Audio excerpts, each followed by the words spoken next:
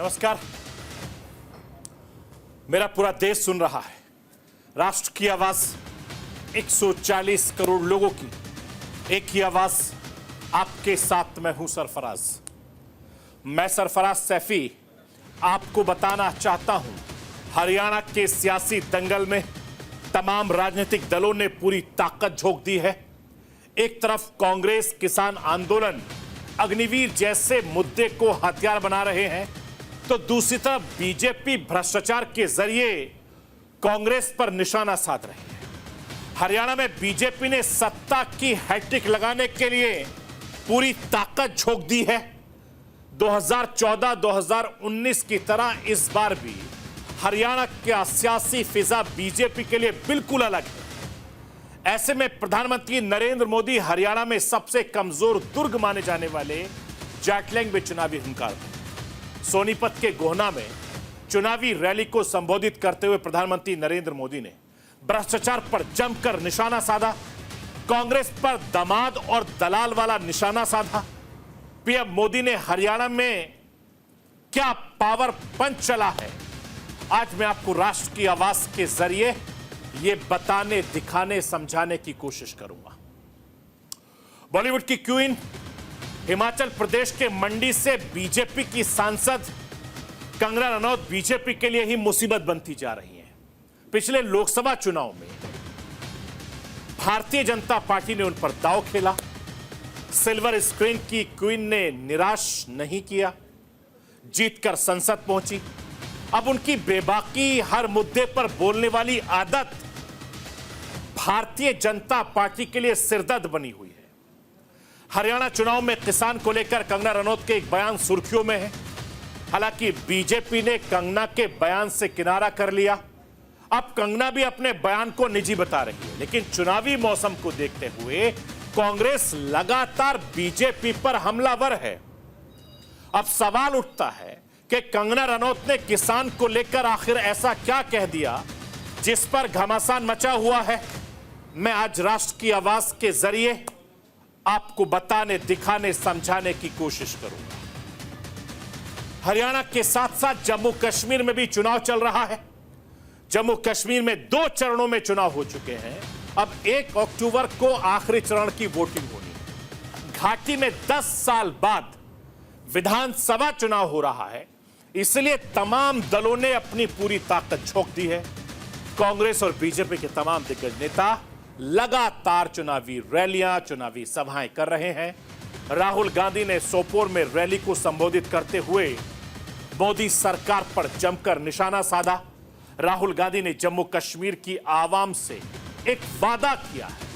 राहुल गांधी ने जम्मू कश्मीर में आखिर क्या वादा किया, वो राष्ट्र की आवाज के जरिए आपको दिखाने, बताने, समझाने की कोशिश करूंगा।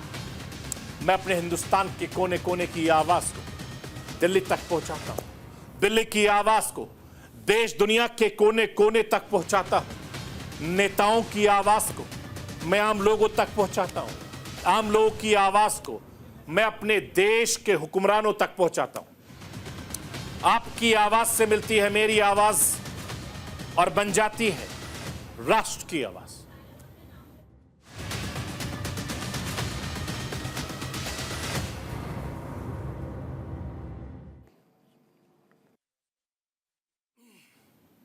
हिंदुस्तान में इस वक्त 2 राज्य, जम्मू कश्मीर और हरियाणा में विधानसभा चुनाव चल रहा है। दोनों राज्यों के चुनाव बीजेपी कांग्रेस के लिए काफी ज्यादा अहम है, क्योंकि लोकसभा चुनाव के बाद ये दोनों पार्टियों के लिए पहली परीक्षा है। ये चुनाव इसलिए खास है क्योंकि जम्मू कश्मीर में धारा 370 हटने के बाद पहली बार विधानसभा चुनाव होने जा रहा है। वह हरियाणा में बीजेपी जहां हैट्रिक लगाने की राह पर है, तो कांग्रेस इस हैट्रिक को रोकने की कोशिश में है। जम्मू कश्मीर में 2 चरण का चुनाव हो चुका है, अब सिर्फ 1 चरण की वोटिंग बाकी है। हरियाणा में 5 अक्टूबर को चुनाव होना है। ऐसे में हरियाणा में चुनाव प्रचार में अब महज कुछ दिन बाकी है। इसके लिए सभी राजनीतिक दलों ने जोर शोर से चुनाव प्रचार प्रसार शुरू कर दिया है। प्रधानमंत्री नरेंद्र मोदी हरियाणा के सोनीपत में एक चुनावी रैली को संबोधित किया। हरियाणा विधानसभा चुनाव को लेकर प्रधानमंत्री नरेंद्र मोदी की यह दूसरी रैली। पीएम मोदी ने अपनी पहली रैली को इस रैली से भी कांग्रेस पर जमकर निशाना साधा। पीएम मोदी ने कहा कि कांग्रेस का शाही परिवार देश का सबसे भ्रष्ट परिवार है। कांग्रेस ने प्रदेश के दलालों को दामादों के हवाले कर दिया। मैं आपको सुनाना चाहता हूं कि हिंदुस्तान के प्रधानमंत्री नरेंद्र मोदी ने किस तरीके से हरियाणा से कांग्रेस और कांग्रेस की पार्टी पर, उनके परिवार पर किस तरीके से हमला बोला है। सुनिए। कांग्रेस का शाही परिवार देश का सबसे भ्रष्ट परिवार है और जब हाईकमान भ्रष्टाचारी है तो नीचे फिर लूट का खुला लाइसेंस मिल ही जाता है। याद कीजिए 10 साल पहले जब यहां कांग्रेस की सरकार थी तब क्या होता था।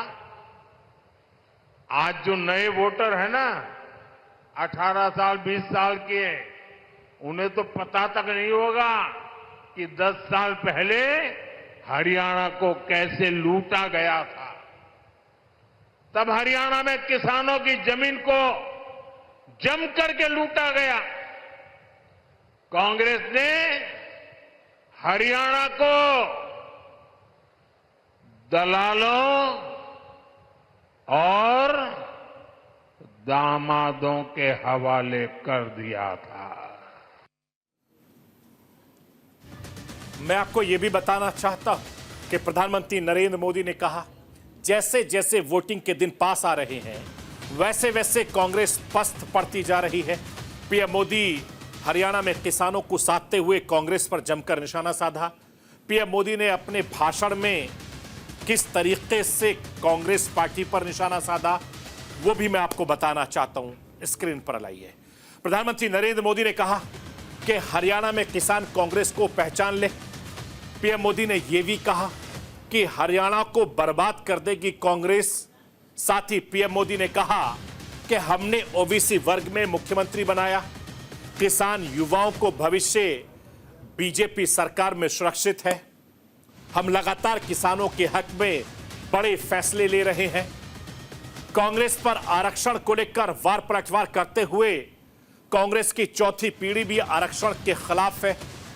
कांग्रेस सरकार के उसकी सरकार में यानी कांग्रेस की सरकार में गरीबों दलितों का हक छीना गया। यह प्रधानमंत्री नरेंद्र मोदी ने हरियाणा से कांग्रेस पर निशाना साधा।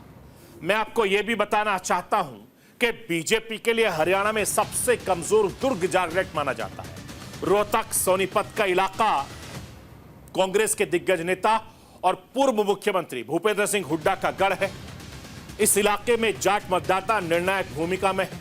ऐसे में इस चुनाव में बीजेपी के लिए अपने कमजोर दुर्ग को दुरुस्त करना सबसे बड़ा चैलेंज है और यही वजह है कि पीएम मोदी ने चुनावी सभा में जाटलैंड को चुना। पीएम मोदी ने हुड्डा के गढ़ में हुंकार भरकर एक तीर से 2 निशाने साधने की कोशिश की, लेकिन सवाल यह है कि क्या जाटलैंड के चक्रव्यूह को भेद पाएंगे हिंदुस्तान के प्रधानमंत्री नरेंद्र मोदी या भारतीय जनता पार्टी। अब जाटलैंड का वो चक्रव्यूह क्या है, मैं राष्ट्र की आवाज के जरिए आपको वो समझाना दिखाना बताना चाहता हूं। हरियाणा की सियासत में करीब 25 से 27% के बीच जाट समुदाय किसी भी पार्टी को चुनाव जिताने और किसी की सरकार बनाने गिराने की ताकत रखते हैं हरियाणा में। यही वजह है कि हरियाणा की राजनीतिक धुरी जाट समुदाय के इर्द गिर्द घूमती है और 2024 के लोकसभा चुनाव में बीजेपी का जाटलैंड इलाके की पूरी तरीके से सफाया हो गया। बीजेपी जाट बहुल कोई भी संसदीय सीट नहीं जीतकर दर्ज कर सकी, चाहे रोहतक हो, सोनीपत हो, हिसार से कांग्रेस जीतने में कामयाब रही। इसके अलावा अंबाला, सिरसा जैसी दलित सुरक्षित सीटें भी बीजेपी के हाथों से निकल गई और कांग्रेस ने हरियाणा की सत्ता में वापसी के लिए जाटों पर भरोसा जताया और पूर्व मुख्यमंत्री भूपेंद्र सिंह हुड्डा को हरियाणा चुनाव की कमान सौंप दी। इसके अलावा कांग्रेस ने 35 सीटों पर जाट और सिख जाट उम्मीदवारों को मैदान में उतारा। ऐसे में जाटलैंड इलाके में आने वाली सीटों पर विपक्षी चक्रव्यूह को भेदना भारतीय जनता पार्टी के लिए बड़ी चुनौती बना हुआ है, जिसके चलते पार्टी ने इस बार जाट समाज के 17% यानी 17 प्रत्याशी हरियाणा के मैदान में उतार दिए। यानी जाट वोटरों को साधने के साथ साथ भारतीय जनता पार्टी के लिए किसान भाइयों को साधना हरियाणा में एक बड़ी चुनौती बनी, क्योंकि एमएसपी की मांग को लेकर किसान भाई बीजेपी से नाराज हैं और इसका फायदा कांग्रेस उठाना चाहती है। यही वजह है कि प्रधानमंत्री नरेंद्र मोदी हरियाणा पहुंचे तो उन्होंने सरकार की तरफ से किसानों के हित में कई फैसलों का ऐलान करते हुए पीएम मोदी ने कहा कि हरियाणा की बीजेपी सरकार ने किसानों से 24 फसलें एमएसपी पर खरीदने का फैसला लिया। लेकिन हरियाणा में जब कांग्रेस की सरकार हुआ करती थी तो एमएसपी पर फसलें खरीदने से सबसे ज्यादा नफरत करती थी। हरियाणा में बीजेपी की सरकार ने सरकारी नौकरियों में खर्ची और पर्ची को बंद कर दिया। राष्ट्र की आवाज के जरिए एक बार फिर से हरियाणा की धरती से प्रधानमंत्री नरेंद्र मोदी ने क्या कुछ कहा है वो आपको सुनवाना चाहता हूं। हरियाणा में एक भी नौकरी ऐसी नहीं थी, ये 10 साल पहले की कथा है, एक भी नौकरी ऐसी नहीं थी जिसमें खर्ची और पर्ची न चलती हो। सरकारी ठेकों में जमकर भ्रष्टाचार होता था। हरियाणा को लूट कर खाने वाली ऐसी करप्ट कांग्रेस को हरियाणा की सरकार से मीलों मीलों दूर रखना है, तब जाके हरियाणा बचेगा। और आपका तो मुझ पर हक है, मुझे भी तो हरियाणा का कर्ज चुकाना है। मैं आपको यह बताना चाहता हूं कि हरियाणा के सियासी दंगल में इस बार किसान भाइयों का मुद्दा बहुत ज्यादा गर्म है। किसान आंदोलन के चलते भारतीय जनता पार्टी ये चुनाव किसी भी अग्नि परीक्षा से कम नहीं है। पंजाब हरियाणा बॉर्डर पर एमएसपी गारंटी से लेकर कई मांगों को किसान आंदोलन जारी है। इस आंदोलन के बीच देश में लोकसभा चुनाव हुए जिसमें किसान फैक्टर खूब देखा गया और माना गया कि किसान आंदोलन की वजह से ही इस बार हरियाणा की 10 सीटें में भारतीय जनता पार्टी को 5 सीटों पर हार का सामना करना पड़ा था। लेकिन अब विधानसभा चुनाव की बारी है, इसलिए बीजेपी लगातार किसानों को लुभाने की कोशिश कर रही है। इन सबके बीच बॉलीवुड एक्ट्रेस और बीजेपी सांसद कंगना रनौत काफी बयान सुर्खियों में, उनकी तस्वीरें स्क्रीन पर लाई है। कंगना रनौत की तस्वीरें, जी हां, हाल ही में कंगना ने कहा था कि तीनों कृषि कानून किसानों के लिए फायदेमंद थे और फिर से उन्हें लागू किया जाना चाहिए। हरियाणा चुनाव के बीच अपने ही सांसद के इस तरह के बयान से बीजेपी इतनी ज्यादा विचलित परेशान हो गई कि उसे अपने ही सांसद की कई बातों पर निंदा करनी पड़ी। कंगना भी अपने बयान को निजी बता रही हैं, अब शब्द वापस ले रही है। मैं आपको भारतीय जनता पार्टी की सांसद कंगना रनौत को सुनवाना चाहता हूं, सुनिए वो अपने बयानों को किस तरीके से माफी मांग रही है। कोई पहला बयान नहीं है।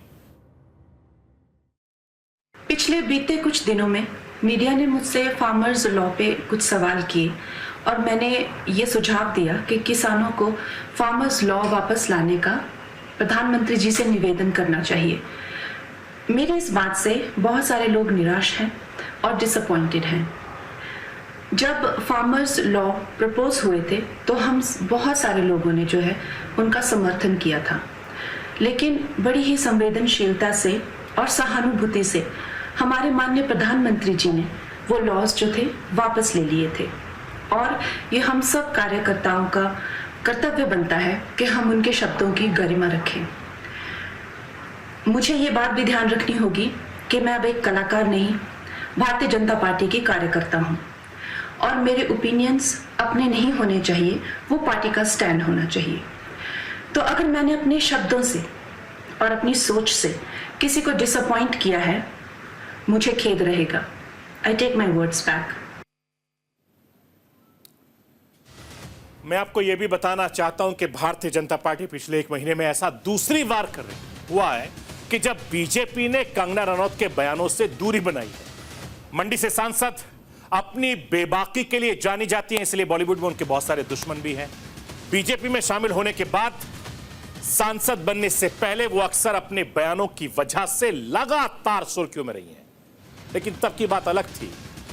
अब चूंकि वो जनप्रतिनिधि हैं, सांसद हैं, ऐसे में उनके कंधों पे बहुत जिम्मेदारी है। उनके ऐसे बयानों से बचना चाहिए, चूंकि उनके बयानों के सियासी मायने निकाले जाते हैं और चुनावी समर में उनको नुकसान होता है। और इसीलिए भारतीय जनता पार्टी बार बार कंगना रनौत के बयानों से अपने आप को अलग कर लेती है। कांग्रेस ने कंगना के बयान को हाथों हाथ लिया। कांग्रेस अब इस मुद्दे को हाथ से जाने नहीं देना चाहती है, इसीलिए माफी के बाद भी कंगना के इस बयान पर खुद राहुल गांधी प्रधानमंत्री नरेंद्र मोदी से अपना रुख साफ करने के लिए कह रहे हैं। मैं राष्ट्र की आवाज के जरिए राहुल गांधी को सुनवाना चाहता हूं। सुनिए, राहुल गांधी भारतीय जनता पार्टी, प्रधानमंत्री नरेंद्र मोदी और कंगना रनौत को एक साथ किस तरीके से घेर रहे हैं। नमस्कार। ये बीजेपी के जो लोग होते हैं, ये आइडियाज को टेस्ट करते रहते हैं। ये किसी से कहते हैं कि आप ये आइडिया पब्लिक में रखिए और फिर रिएक्शन देखते हैं। यही हुआ है। उनके एक सांसद ने किसान कानून, जो काले कानून थे, उनको रिवाइव करने की बात की है। मोदी जी, आप क्लैरिफाई कीजिए, आप इसके खिलाफ हैं या आप फिर से बदमाशी कर रहे हैं? क्या वो किसान के कानून रिवाइव करेंगे या नहीं? और अगर करेंगे तो फिर मैं आपको गारंटी दे रहा हूं कि इंडिया गठबंधन पूरा इनके खिलाफ खड़ा हो जाएगा। 700 लोग शहीद हुए हैं, उनकी याद करनी है, उनकी रिस्पेक्ट करनी है। मोदी जी ने 2 मिनट मौन नहीं रखने दिया था, हम ये कभी नहीं भूलेंगे। मैं आपको ये बताना चाहता हूं कि हरियाणा चुनाव में किसान आंदोलन एक बड़ा मुद्दा है। एक तरफ कांग्रेस लगातार किसान आंदोलन को लेकर भारतीय जनता पार्टी पर निशाना साध रही है, तो दूसरी तरफ बीजेपी कांग्रेस पर पलटवार कर रही है। लेकिन सवाल यह है कि आखिर दोनों दलों के लिए इस चुनाव में किसान इतना अहम क्यों है? मैं राष्ट्र की आवाज के जरिए आपको बताना, समझाना चाहता हूं। हरियाणा में करीब 25 लाख किसान भाई रहते हैं। हरियाणा के 70% आबादी खेती से जुड़ी हुई है। विधानसभा की 90 में से 35 सीटें किसान बहुल इलाके में आनी जाती है और यही वजह है कि हरियाणा चुनाव में सभी राजनीतिक दल खुद को किसानों का हमदर्द बता रहे हैं, हितैषी बता रहे हैं। 19वीं लोकसभा के बजट सत्र में भी किसान भाइयों के मुद्दे पर सत्ता पक्ष विपक्ष का संग्राम आपने खूब देखा। मैंने राष्ट्र की आवाज के जरिए भी आपको दिखाया।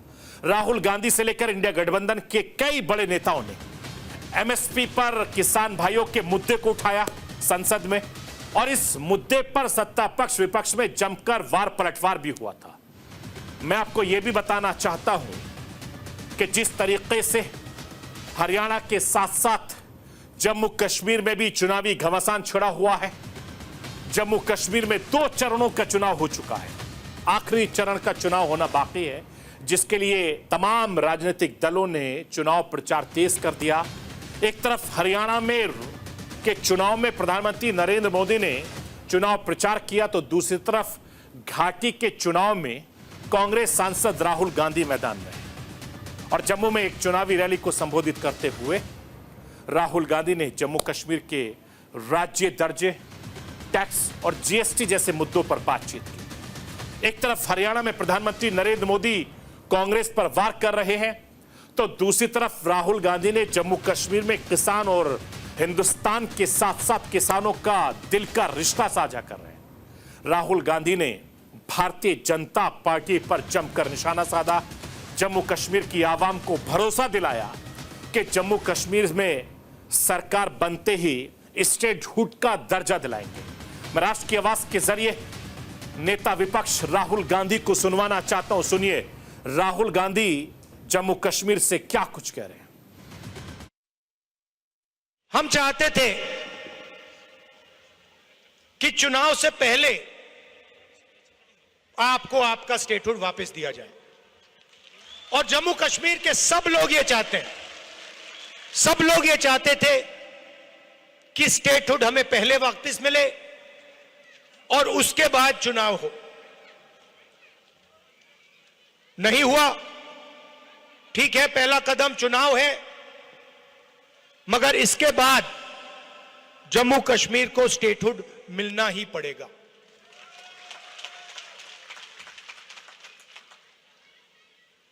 अगर नरेंद्र मोदी जी स्टेटहुड नहीं देंगे तो इंडिया गठबंधन उन पर पूरा दबाव डालेगा, प्रेशर डालेगा, पार्लियामेंट में प्रेशर डालेंगे कि जम्मू कश्मीर को स्टेटहुड वापस दो।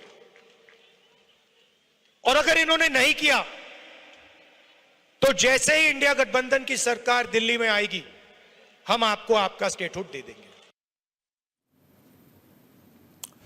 मैं आपको यह बताना चाहता हूं कि धारा 370 हटने के बाद से कांग्रेस बीजेपी भी मिशन कश्मीर के लिए जोर शोर से जुटी हुई है। बीजेपी का दावा है कि जम्मू कश्मीर में अगली सरकार भारतीय जनता पार्टी बनाएगी। इसके लिए प्रधानमंत्री नरेंद्र मोदी से लेकर हिंदुस्तान के गृह मंत्री अमित शाह, बीजेपी के तमाम दिग्गज नेता जम्मू कश्मीर में चुनाव प्रचार करने में जुटे हैं। हाल ही में गृह मंत्री अमित शाह ने जम्मू कश्मीर में एक चुनावी रैली के दौरान नेशनल कॉन्फ्रेंस और कांग्रेस गठबंधन पर जमकर निशाना साधा। मैं राष्ट्र की आवाज के जरिए हिंदुस्तान के होम मिनिस्टर अमित शाह को सुनवाना चाहता हूं कि उन्होंने जम्मू कश्मीर से किस तरीके से दोनों पार्टियों पर जमकर निशाना साधा। ये दोनों पार्टियां कांग्रेस और एनसी, मैं आज उनको पूछने आया हूं, 35 साल आपने राज किया, दहशतगर्दी बढ़ी, 40,000 लोग मारे गए, 3,000 दिन जम्मू कश्मीर बंद रहा, जम्मू कश्मीर 8 साल तक अंधकार में डूबा रहा। इसके जिम्मेदार आप, आज नरेंद्र मोदी सरकार है। फारूक अब्दुल्ला साहब यहां आकर थोड़ा डर पैदा कर रहे हैं कि दहशतगर्दी जम्मू के क्षेत्र में पूंछ, रजौरी, डोडा में भी आएगी, पहाड़ियों पर आएगी।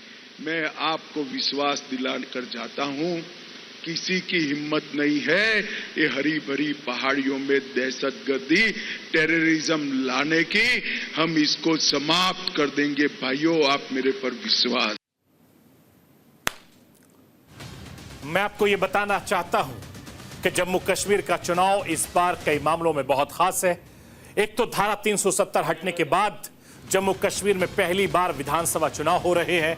दूसरा, 2014 के बाद 10 साल बाद जम्मू कश्मीर में विधानसभा चुनाव हो रहे हैं, जिसका 2 चरण पूरी तरीके से शांतिपूर्ण तरीके से मतदान खत्म हो चुका। अब आखिरी चरण बाकी है जो 1 अक्टूबर को होने वाला है।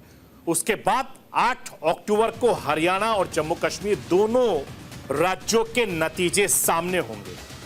दिलचस्प यह है कि कौन कौन इन दोनों राज्यों में बाजी मारता है, क्योंकि तमाम राजनीतिक दल अपनी अपनी सरकार बनाने का दावा कर रहे हैं, वादा कर रहे हैं, लेकिन जनता किसको चुनेगी उसकी तस्वीर 8 तारीख को साफ हो जाएगी। तो ये थी राष्ट्र की आवाज।